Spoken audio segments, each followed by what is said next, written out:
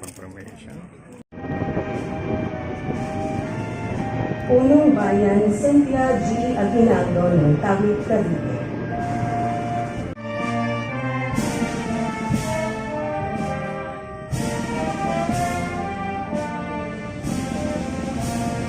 Loredilla III, unang distrito ng Cavite, nakakatawanin may pangalawang punong lalawigan Ramon Vicente H. Bautista, probinsya ng Cavite.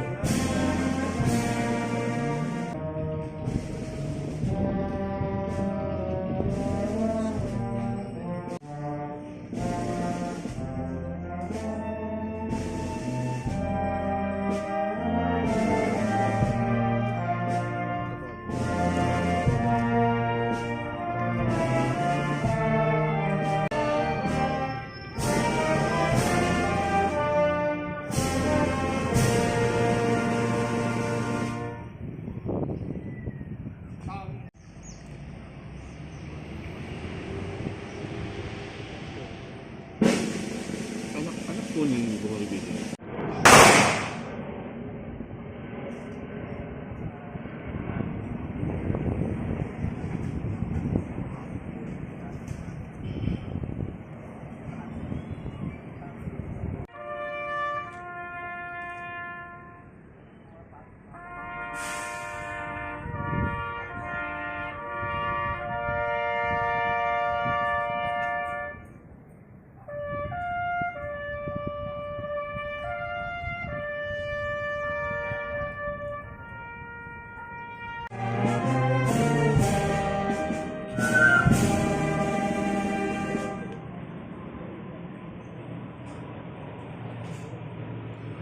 Kasaysayan ng Pilipinas.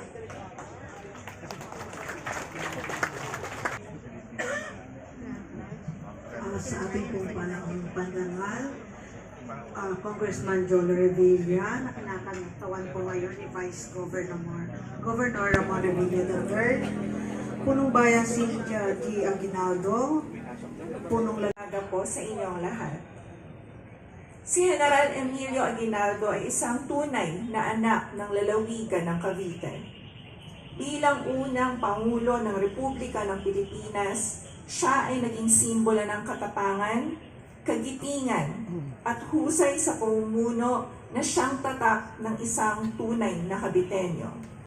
Public safety and order. As a board member, he also served as the president of the provincial board members, a man with fervent dedication in serving his fellow Caviteños, our beloved provincial vice governor, Honorable Ramon Vicente Bautista. Mahagalang-galang na pinuno ng lalawigan, bayan at lungsod, mga panauhing pandangal, ang aking mga kapwa lingkod bayan, at higit sa lahat sa aking mga kapwang Caviteño.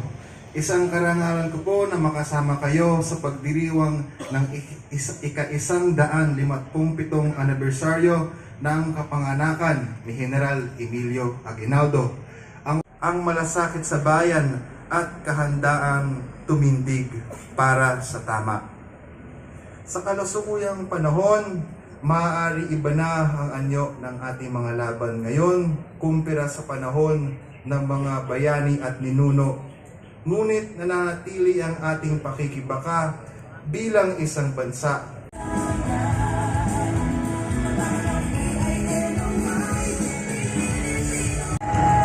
Matapos po ang pamilya Aguinaldo,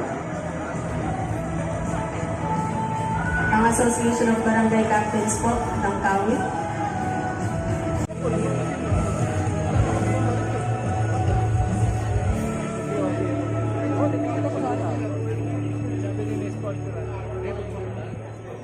after po ng Association of Barangay Captains, ang provincial government po ng Cavite,